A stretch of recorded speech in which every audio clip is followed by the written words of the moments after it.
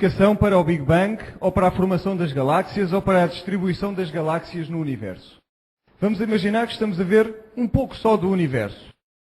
E estamos a olhar para uma zona com alguma matéria. Se calhar ele até é totalmente uniforme, mas calhou que nós estamos a olhar para este bocadinho que não é. É uma das maneiras de ultrapassar este paradoxo. Outra forma que se utiliza, nós conseguimos ver os quasares lá bem distantes no fundo do universo. E, portanto, conseguimos ver tudo. E, portanto, isto não é explicação. Vejam outro problema. É que o Big Bang também viola outra lei da física, que é a lei da conservação do momento angular. Deixem-me explicar-vos um pouco isto. Quando algo explode no espaço, tudo se move em linhas retas. E continua em linhas retas. Mas nada no universo se move em linhas retas. Tudo tem momento angular. Significa que está a rodar constantemente. A Terra gira em torno do Sol, o Sol gira em torno da galáxia, as galáxias em torno de outras galáxias. Tudo está às voltas. Como se resolve este problema? Há apenas uma solução. Se está tudo em rotação, então o nada regional tinha de estar também a rodar quando explodiu aquele nada. Deixem-me simplificar isto um pouco. Vamos pôr algumas crianças num carrossel. E o carrossel anda às voltas e às voltas, cada vez mais depressa e mais depressa e mais. As crianças já estão lançadas pela borda fora. Já não conseguem aguentar-se mais. E de repente, explodem, não é? Saem disparadas. A lei do momento angular diz que eles vão continuar a rodar na mesma direção do carrossel. O que significa que se o nada estava a rodar no sentido dos ponteiros do relógio, tudo no universo também tem de estar a rodar no mesmo sentido dos ponteiros do relógio. Good. So I've already explained that. Mas vejam a galáxia da Andrómeda. It's Roda numa certa direção. A galáxia NGC 4414 gira na mesma direção. Mas a NGC 4622 gira ao contrário. E Vênus, por exemplo, gira no sentido contrário que o planeta Terra.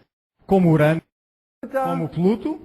Como as luas de Saturno, por exemplo.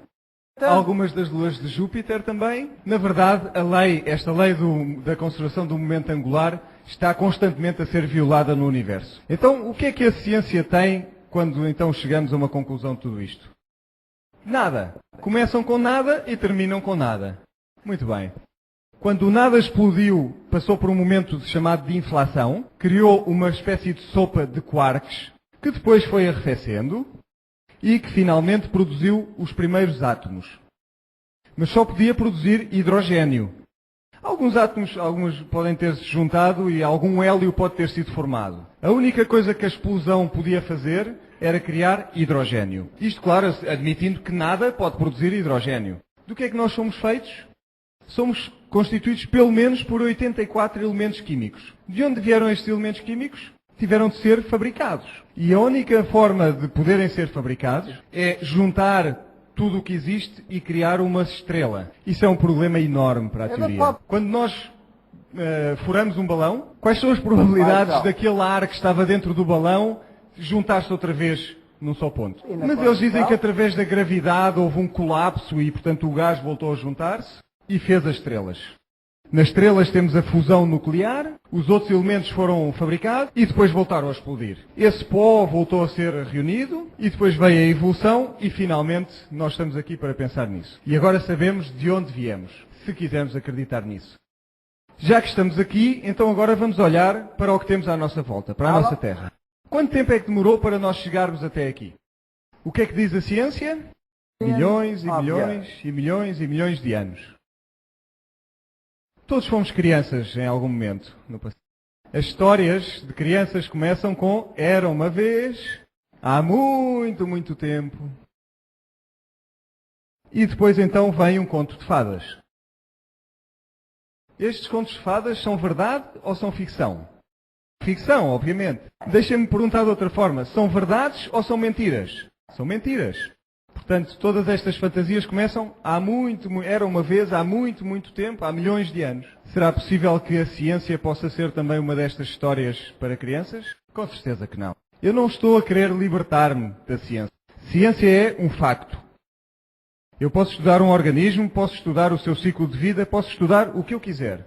Posso estudar a capacidade de metais e elementos, as características desses elementos e as forças. Isso é ciência. Eu estou a falar da teoria das origens, que às vezes as pessoas confundem com a ciência. Dizem-nos que a Terra é constituída por camadas geológicas, que têm milhões e milhões de anos, que nestas camadas temos fósseis, e que estes fósseis evoluíram ao longo do tempo, e que eventualmente, e no final, chegamos ao homem. E que cada vez estamos a ficar melhores, a melhorar. Em nenhum momento este processo foi interrompido ou destruído, de forma a que se tivesse de começar outra vez tudo do princípio. E, portanto, nunca houve uma destruição universal em nenhum momento. Talvez tenham havido destruições locais, mas nunca algo universal. Será que é assim ou será que é diferente? Eles dizem que tudo tem milhões de anos. E eles provaram que tudo tem milhões de anos. E vão mostrar-vos as datações baseadas em métodos radiológicos. Isto é verdade ou é mentira? Vamos então olhar, investigar um pouco estes métodos de datação. Vamos imaginar que isto que está na minha mão é uma rocha. Se eu a abrir, se a quebrar para abrir, será que tem um relógio lá dentro? Não. Portanto, não há nenhum relógio lá dentro. Mas se não tem relógio, como é que eu ponho uma data sobre esta rocha? Bom, na verdade, eu só posso fazer a datação de algumas rochas. Tenho de ter alguns elementos químicos na rocha que só se encontram, por exemplo, em rochas vulcânicas. Vamos falar do método de datação baseado no urânio e no chumbo. Se eu quiser saber a idade desta rocha, envio-a para um laboratório, medem quanto urânio é que está nesta rocha e quanto chumbo está nesta rocha. E depois dizem, o urânio vai decaindo ao longo do tempo e dá origem ao chumbo. Portanto, se houver muito chumbo comparativamente com o urânio, então a rocha é muito antiga. É desta forma que funciona. Portanto, não há nenhum relógio lá dentro. Estão a medir concentrações de dois elementos químicos. E podem fazê-lo de uma maneira extremamente precisa. Será que isto faz da rocha um bom relógio? Há algo que temos de assumir, ter uma premissa. Temos de admitir que a taxa de decaimento e as vidas médias dos elementos químicos se mantiveram constantes ao longo do tempo. É como acontece com o nosso relógio. Temos de assumir que ele está sempre a mover-se na mesma velocidade durante todo o tempo, porque senão é inútil. A segunda premissa é que o relógio foi acertado para zero quando a rocha foi formada. Deixa-me explicar. Se eu quiser saber a idade, o que é que eu tenho de saber? Tenho de saber quando nasceu. Portanto, para saber a idade de qualquer pessoa nesta sala, eu tenho de saber quando é que nasceram. Será que estava aqui alguém há milhões de anos quando esta rocha foi formada? Não. Portanto, tenho de assumir que quando esta rocha foi formada, os elementos químicos nesta rocha eram só urânio e não havia nenhum chumbo. Porque senão o meu relógio é inútil. Se existia chumbo desde o início, então tenho um relógio que é inútil. O terceiro ponto que temos de assumir, tenho de garantir que este sistema é fechado. Se tivermos um relógio de areia e virarmos, e houver um grande buraco no fundo, então a areia vai sair do relógio. E o relógio torna-se inútil. E se houver um buraco na parte de cima, e houver areia que vai caindo de cima, estas três premissas nós temos de admitir, de assumir. Vamos olhar para a primeira. Será verdadeira? A resposta é não. E mesmo quando há uma mancha solar, as taxas de decaimento mudam. A segunda premissa deve ser fácil de testar.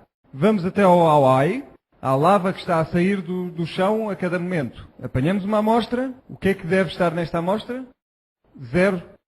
Enviamos para o laboratório, o que é que diz no laboratório que tem de chumbo? Pois às vezes a data desta lava, pelo laboratório, diz que são centenas de anos, mas muitas vezes milhões de anos. Portanto, o relógio não estava a zero quando este material foi formado. Será que o chumbo pode desaparecer das rochas?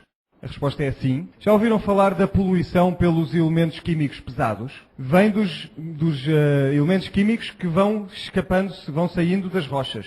Se tiver duas camadas e chove na camada de cima, a rocha é porosa, a água vai se infiltrando e chega à camada de baixo. Se eu conseguir ir dissipando algum do chumbo da camada de cima, para onde é que ele vai?